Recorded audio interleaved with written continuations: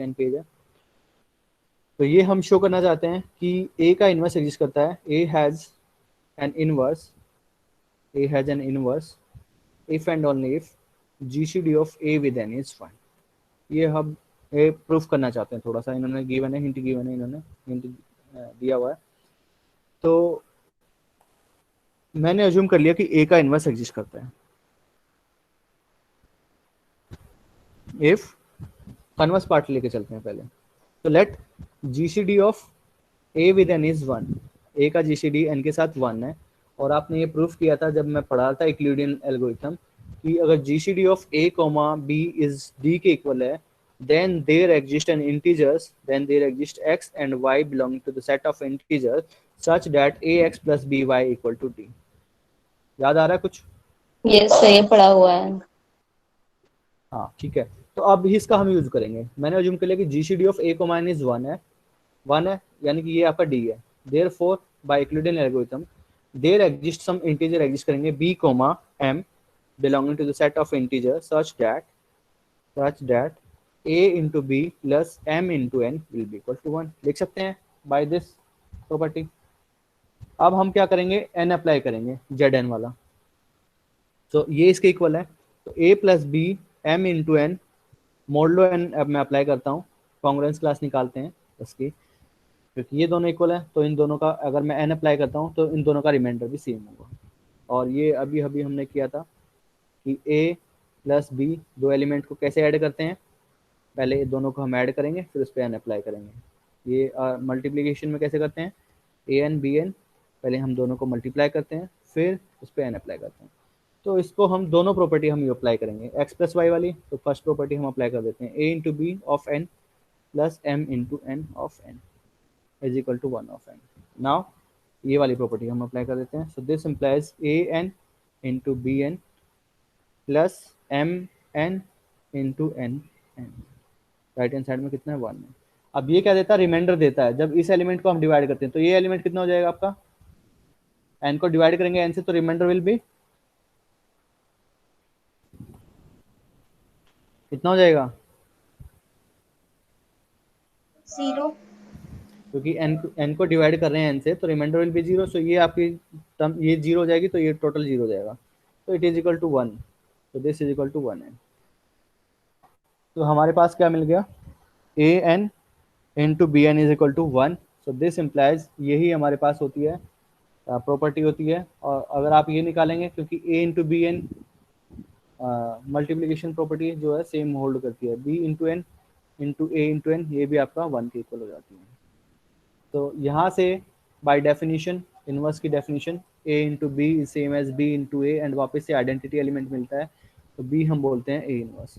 तो A into B is same as B into A, and वापस से मेरा आइडेंटिटी के इक्वल है।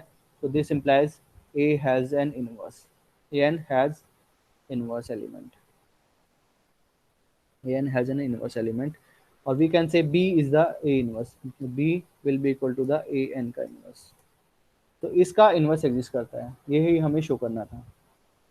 तो ये मेरे को क्लेम करना था कि ए का inverse, A has inverse if and only if this thing hold. तो ये मैंने प्रूफ किया है कि जीसीडी ऑफ ए को माइन is 1, then by Euclidean algorithm this thing hold करेगा। और ये दो प्रॉपर्टी से हमने शो कर दिया कि ए का इनवर्स एग्जिस्ट करता है। ना कन्वर्सली अगर मैं अज्यूम कर लेता हूँ कि ए का इनवर्स एग्जिस्ट करता है, तो मेरे को क्लेम करना है कि जीसीडी विल बी 1। एक लाइन का है, एक या दो लाइन लगेंगी इसको प्रूफ करने में।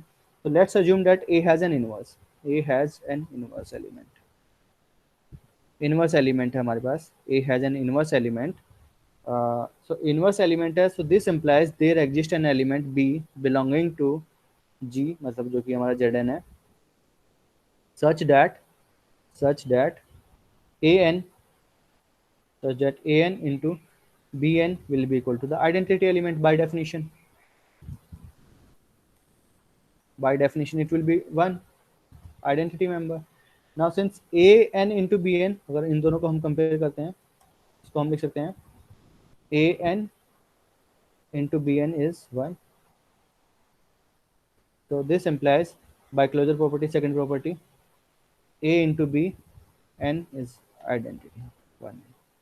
और ये अभी हमने किया था, कहाँ पे किया था, ये हमने किया था कि सेक्शन 1.4 में, कि अगर इक्विलेंस क्लास हैं, दो कॉन्ग्रुएंस क्लास हैं आपके पास, वे इक्वल कब होती हैं? They are equal if and only if they are related by modulo n, modulo n। तो ये दोनों जो कॉन्ग्रुएंस क्लास हैं आपकी वो इक्विवेलेंट हैं, दोनों इक्वल हैं, तो इक्वल हैं, तो this implies a into b is congruent to 1 modulo n has a solution, modulo n has a solution, modulo n has a solution। और अब स्टार्टिंग में हमने ये पढ़ाया था कि ax is congruent to b modulo n has a solution, has a solution if and only if, has a solution if and only if GCD of a GCD of a with n is 1। ये हमने number theory में किया था, जो starting वाला जो lecture हमने किया था कॉन्ग्रुएंस क्लासेस में, वहां पे। सो यहाँ पे a b is congruent to 1 modulo n has a solution. तो इसका मतलब क्या हुआ कि जीसीडी ऑफ इसका डिवाइड करेगा बी वाले को, तो this implies GCD of A comma n, GCD of A comma n divide करेगा बी को, बी हमारा कितना है? 1 है, बी का डिवाइजर तो एक ही होता है हमारे पास 1, तो GCD of A comma n has to be 1। तो ये आपका प्रूफ है। तो A has an inverse in Zn if and only if GCD of A with n is 1, GCD of A with n is 1। ठीक है, 3.14 का ये proof है। उसमें क्या है? Group of unit modulo n, group of, sir. हाँ time हो गया, हाँ सर। Unit modulo n। तो ये आपका प्रूफ है, ये जो अभी मैंने एक्सप्लेन किया, ये आपका प्रूफ था, group of unit modulo n। कैसे रिप्रेजेंट करते हैं? कुछ बुक में आपको रिप्रेजेंट करते हैं यूएन से, और इस बुक में आपको गिवन है जेड एन स्टार से, जेड एन स्टार।